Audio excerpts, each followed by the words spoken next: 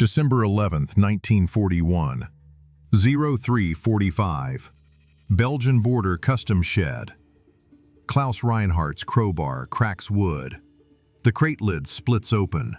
100 dead rats stare back. Stitched, stacked tight, bellies swollen wrong. The stench hits like acid. Not rot, something chemical that burns his sinuses. His breath stops. 5 meters away, a sentry's boots scrape closer. The manifest said, "Sanitation disposal." Should have burned hours ago. Now, it sits in his trembling hands. 50 kilograms of something that doesn't smell like death. 1 rat, 1 boiler, 1 factory erased. He's holding a graveyard or an arsenal. Can't tell which. Can't unsee it.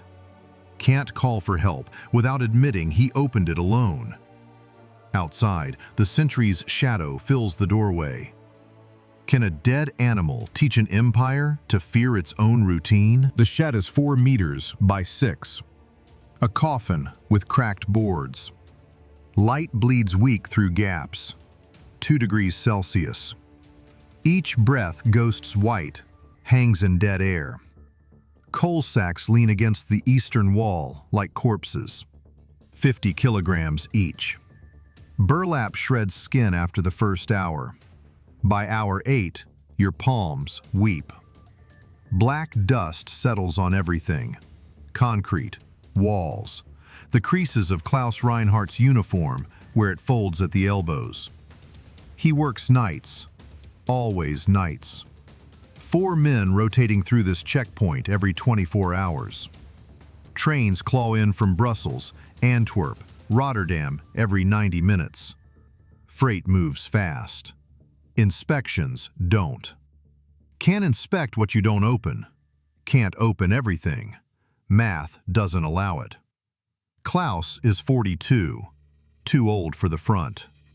A punctured eardrum from artillery drill in 1917 keeps him stamping manifests while younger men freeze in Russian mud. He doesn't complain. Cold is better than bullets. Boredom is better than burial. 3 weeks back, Berlin sent orders, typewritten on thin paper. No signature. Allied sabotage using unconventional concealment methods. No photographs, no examples, just a mandate. Increase random inspections 15%. He's cracked 47 crates since. Vegetables rotting to black slime. Textiles soaked through, reeking of mildew. Grain bloated with water, spilling like guts. Waste. Carelessness. Nothing that mattered. Nothing like this. He lays the crowbar down. Metal clinks on wood. Wipes his gloves on his coat. Coal dust smears darker. The rats wait. Empty eye sockets. Matted fur stiff as wire. Crude stitching cuts across their bellies. Black thread, uneven loops. Whoever sewed them was rushing, or didn't care. His hands shake. Not from cold, from the pressure building behind his ribs like steam in a sealed boiler. Routine says rats go in coal. Training says coal feeds furnaces. Furnaces drive turbines. Turbines power the factories that forge the weapons holding Europe in a fist. The sentry's shadow cuts across the threshold. Boots stop. Klaus straightens, pulls his spine rigid, forces his face calm. Waste or weapon? The question burns between his gloves and the crate. No answer. Just the smell, just the waiting, just the cold certainty that whatever he decides next, someone will pay for it. He lifts 1 rat by the tail. Wrong. Everything about the weight pulls wrong. A corpse should sag at 200, maybe 300 grams. This drags like 400, like a fistful of wet sand. The tail is ice, rigid. Rigor mortis locked days ago, maybe a week. But the belly resists his thumb. Dense, compact, Not the hollow collapse of decay. He squeezes harder. Skin doesn't yield. Pushes back like packed fabric. The door groans. Cold air knifes in.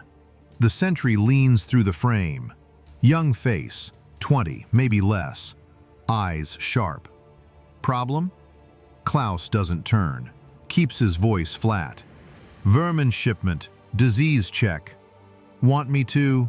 No. Silence pulls tight. The sentry is new, 2 months in, eager. The type who writes reports about everything. The type who asks why you're alone with an open crate at 3:47 when protocol says call for backup. 3 seconds. 5. The sentry's breath fogs the threshold. Then boots scrape, fade toward the platform. Klaus exhales hard. Pulse slams at 95. Not fear of rats. Fear of witnesses, of being wrong in front of a kid with a clipboard, of becoming the punchline told in every barracks from here to Berlin, the inspector who stopped a freight line over dead animals. He sets the rat on the workbench, pulls his utility knife. 8 centimeters, carbon steel, standard issue for cutting twine, prying lids, slicing tape. The blade is dull. He's been meaning to sharpen it, keeps forgetting. Now he'd trade a week's pay for a whetstone. He freezes. If this is waste, he's wasting time. If it's sabotage, the blade might be the trigger. Outside, a train whistle tears the dark. 400 meters out, another convoy grinding toward the platform. The schedule doesn't pause, won't wait for doubt. His wife's letter crinkles in his jacket. 3 pages, arrived yesterday. She writes about their daughter's grades, the ration cuts getting tighter, the neighbor's boy killed at Smolensk. She asks when he'll come home. He hasn't written back. Doesn't know what to say anymore. He presses steel to thread. 1 stitch parts. 2. The belly splits 3 centimeters. No guts, no liquefied organs, just gray putty crammed tight around a thin metal tube. Plastic explosive. 100 grams, enough to gut a 2-ton boiler from inside if it detonates in the firebox. His hand snaps back, knife hits the bench, clatters, spins. The rat rolls 10 centimeters and stops at the crate's edge. He stares. The putty gleams dull under weak light, smooth, stable, inert. For now. The door stays shut, no boots returning. No voices. No one knows. This isn't an inspection anymore. This is choosing who dies. What happens when the mundane becomes the fuse? He steps back. 2 paces. Spine hits coal sacks. Cold punches through wool like nails. Options collapse. Report it now. Officers arrive in 30 minutes. Questions come fast. Why open it alone? Why not call for backup first? Why risk detonation without procedure, without witnesses, without authorization? They'll pull his file. Count the 47 crates he's opened in 3 weeks. Calculate 2 per shift when regulations demand 3. They'll smell corner cutting, negligence, things missed. Delay, next shift finds it. Wilhelm Haas takes over at 6 a.m. Meticulous bastard. By the book. The kind who trusts nothing, reports everything. He'll see the quarantine stamp and escalate within minutes. Within an hour, everyone knows Klaus Reinhardt let a weapons cache slip through his fingers. Seal it again. The crate moves forward. Destination unknown. Consequence a bullet waiting in the dark. He stares at the workbench. 1 split rat. 99 more inside the crate. Waiting. Math turns vicious. 100 rats. 100 grams each. 10 kilograms total payload. Distributed across how many coal deliveries? How many boiler rooms? How many factories stitched across Belgium, France, the Netherlands? 1 rat hits 900-degree heat, detonates in seconds. Firebox ruptures, boiler shell tears, pressure vents, steam screams, production dies for days. Weeks if replacement parts don't exist. Multiply by 100. He thinks of the factories he knows by name. Krupp in Essen, the steel mills choking Dortmund's sky black, ammunition plants scattered through the Ruhr like infected wounds. Thousands of men, 12-hour shifts, men like him, too broken or too old for the front, just trying to survive until the war ends, or they don't. He grabs the rag, grease black, stiff, wraps it around his palm and lifts the split rat like it might wake up. Putty stays cold, stable, no seepage, no heat building. He examines the tube. Pencil detonator, British. He's seen the intelligence briefs. Crushable copper, acid inside. Pressure breaks the tube. Acid eats through a restraining wire. Spring-loaded striker snaps forward. 10 to 30 minutes depending on acid strength. Simple, reliable, invisible once buried in coal. Genius. Brutal, elegant genius. He sets it down, wipes his hands. Rag comes away gray. The crate lid hangs open like a broken jaw. He could close it, hammer the nails back, stamp it cleared, and let it roll forward into the system, into the dark, into someone else's problem. Or he could inspect all 100, confirm every payload, turn this freezing shed into an improvised bomb disposal site. No training, no tools, no backup. Just him and a knife and 100 ways to die. Outside, the whistle screams closer. 200 meters. 4 minutes until the platform floods with workers. Privacy ends. Witnesses multiply. He seizes the crowbar, not to pry, to seal. One glove slips on grease. His bare palm catches splintered wood. Punctures deep. Blood wells hot, then cold, then black under weak light. Pain rips up his wrist like voltage. He bites down, swallows the curse his daughter would slap him for. Doesn't stop. Drives the crowbar down. Nails shriek. Wood groans. The lid slams into place. Then he smears grease along the seam. Thick globs, deliberate. Burns his torn palm 2 seconds before the cold numbs it dead. Anyone opens this again, the grease screams tampering. Questions will come. Not tonight. He grabs the stencil brush, dips it in red paint, hand shaking, stamps the crate hard. Quarantine, biological hazard. The lie buys time. Not safety, not answers. Just time enough for the decision to become someone else's. For the weight to shift from his hands to theirs. For the 99 rats to vanish into isolation storage where no one looks, no one asks, no one burns. His palm throbs. Blood soaks through the glove. He thinks about Ernst Vogel. Doesn't know the name yet. Won't for days. But somewhere, a stoker is shoveling coal. Somewhere, a rat is waiting in the pile. Somewhere, a clock is counting down. And Klaus Reinhardt just chose not to stop it. When concealment becomes survival, who pays the cost? 06:15. 3 hours later. The shed sits empty. The crate waits in the corner. Red stamp visible. Untouched. Klaus is gone. Shift change at 0600. He left no written report, no verbal handoff, just the stamp bleeding red in weak dawn light. He walked home through pre-dawn darkness, hands still shaking, the cut on his palm throbbing with each heartbeat like a second pulse. He didn't sleep, just sat at the kitchen table, staring at his wife's letter, unable to read it again. The words blurred, his daughter's name, the neighbor's dead son, the question about when he'd visit. He couldn't answer before, can't answer now. Next inspector arrives, younger, 2 months in the role, sees the quarantine marking, follows protocol without question, doesn't ask why the grease is fresh, doesn't wonder why the stamp is crooked, just moves the crate to isolation storage like the manual says. A concrete room, 3 meters by 3. No windows. One steel door with a lock that doesn't work. Temperature, -1 Celsius. The crate joins 4 others, all marked quarantine, all awaiting specialist review that never comes because there aren't enough specialists.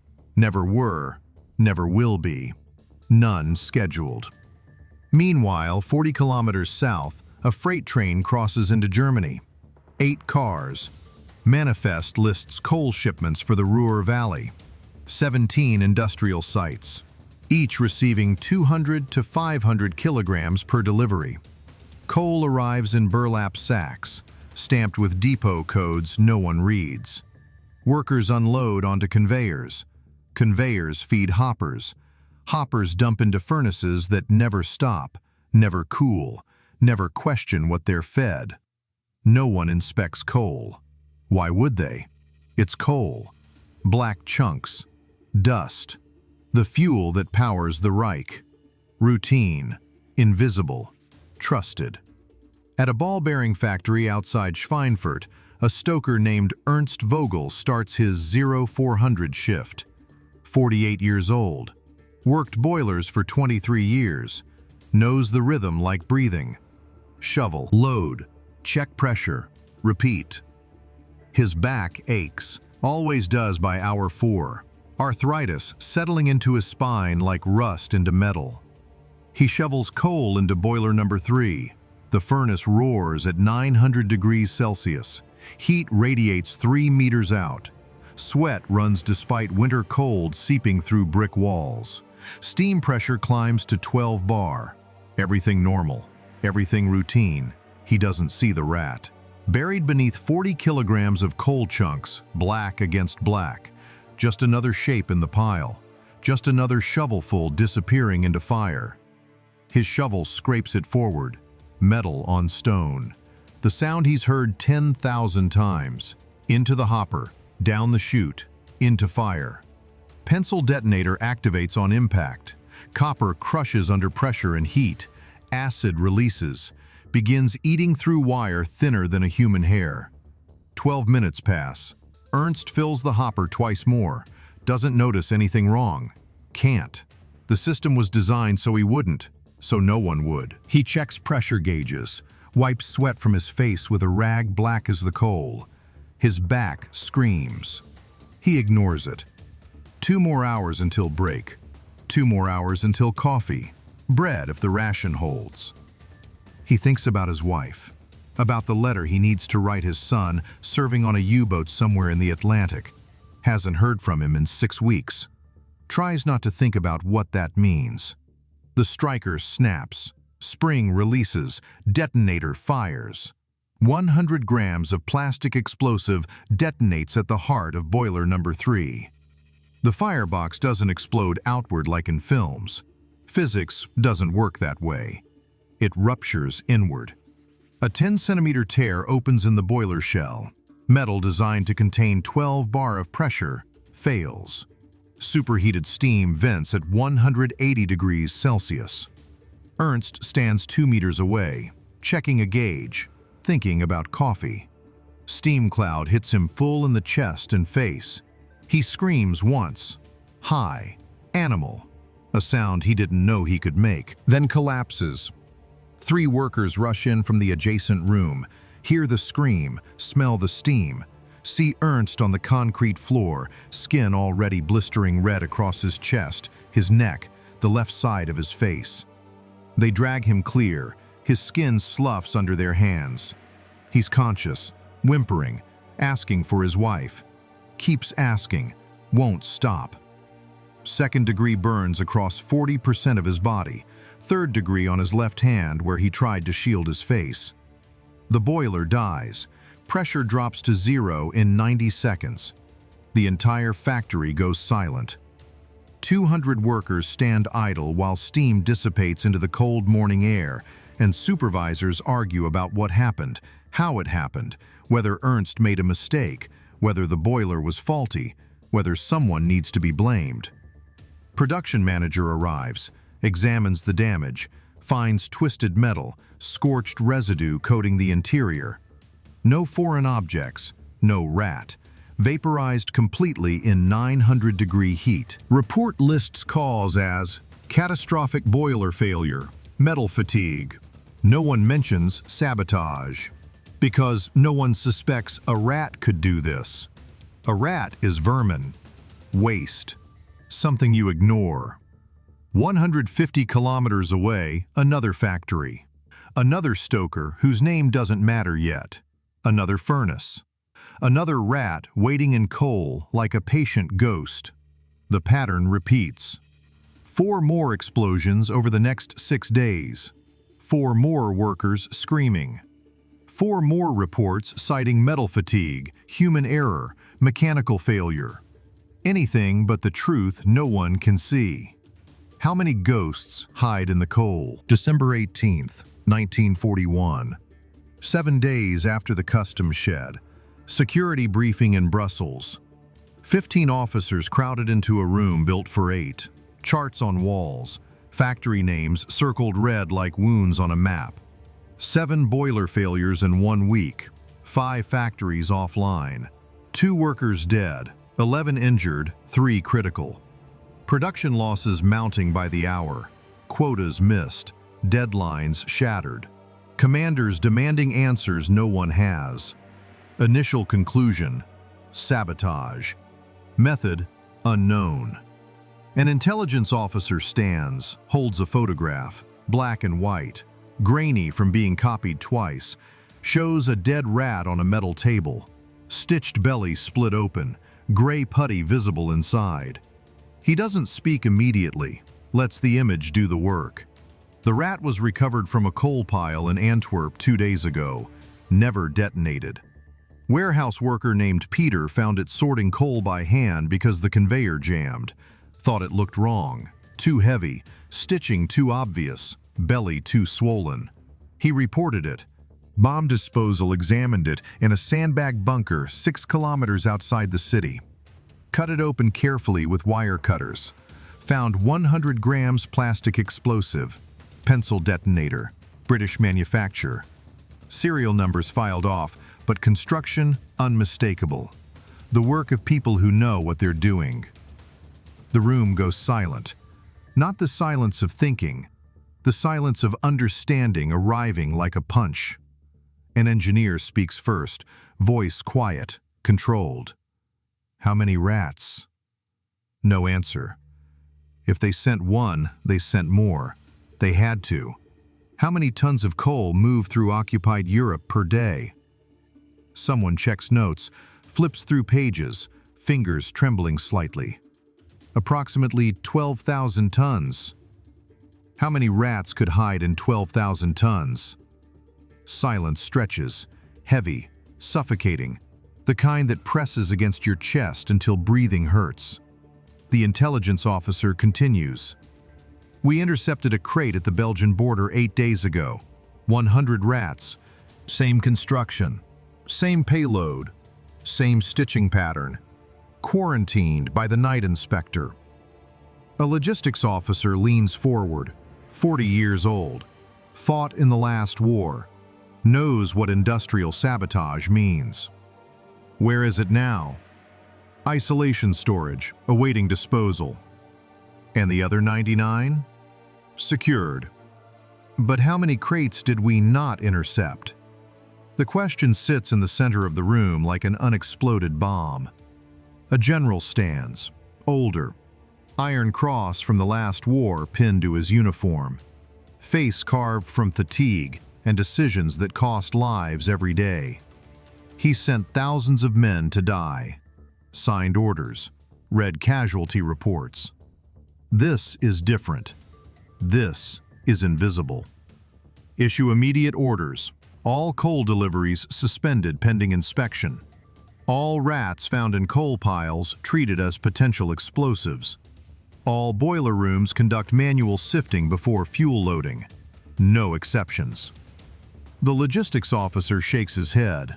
Young, university educated, believes in efficiency above caution. Numbers above instinct. That shuts down production across 3 countries. Sabotage already shut down production. 7 factories. You're proposing we shut down all of them. 200 sites, thousands of workers idle. Until we know the scope, yes. The engineer speaks again. Quiet, measured. The voice of someone who understands systems, understands how they break. We don't know the scope. That's the point. They could have planted 10 rats, could be 10,000. No way to know until one detonates. Or doesn't. We're fighting shadows now. The general's jaw tightens. Then we treat every rat as a bomb. Every coal pile is contaminated. Every furnace has a potential kill zone. Someone mutters from the back. We'll be hunting vermin while the British bomb our cities. The general doesn't flinch, doesn't turn. Better hunting vermin than burying workers in collapsed factories. Better paranoid than paralyzed by fear after the fact. Orders go out within the hour. Teletype machines clatter. Radio operators transmit. Messengers sprint to vehicles. Every coal pile, every boiler room, every furnace across Belgium, France, the Netherlands, Western Germany. Workers receive new instructions by shift supervisors who don't understand them, don't like them, don't have time to explain them. Before shoveling coal, inspect for vermin. Use 1-meter iron hooks to prod every delivery. Don't touch with bare hands. If found, isolate immediately. Call security. Wait for disposal teams that don't exist yet, because no one planned for this, no one trained for this. No one imagined fighting a war against dead animals. Time per inspection, 15 to 20 minutes. Time lost per shift, 2 to 3 hours.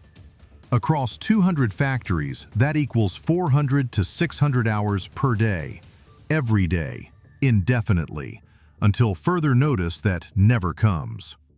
Production slows, quotas drop like stones. Managers file delay reports. Excuses pile up. Blame shifts from worker to supervisor to manager to regional command. But no more boilers explode. Because fear works faster than fire. Because paranoia is cheaper than reconstruction. Because once you see the threat, you can't unsee it. When the enemy isn't in the trenches, where do you aim? January 1942. 1 month after the first detonation. A summary report circulates among German high command, typewritten, classified, marked for internal distribution only.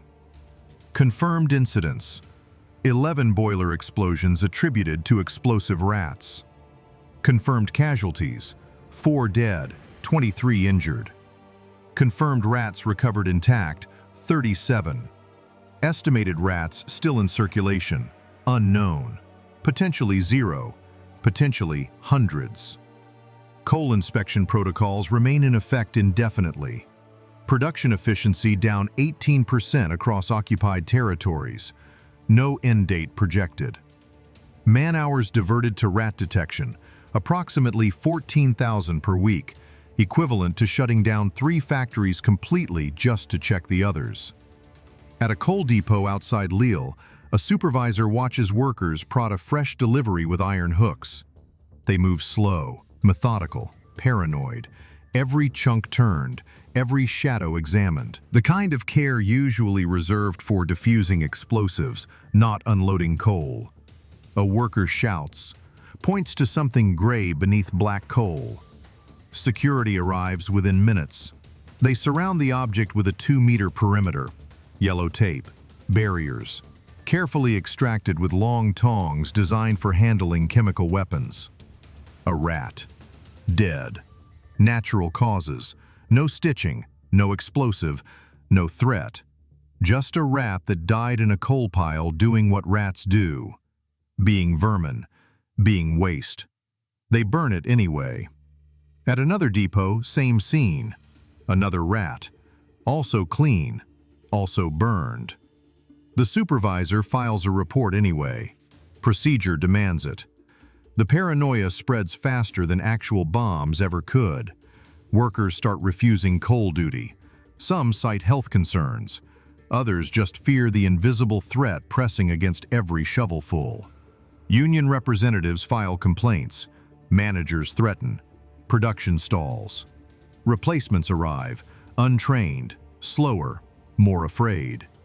Production drops further. Klaus Reinhardt, the inspector from the Belgian border, receives a commendation for discovering the threat, for implementing quarantine protocols, for preventing catastrophic loss.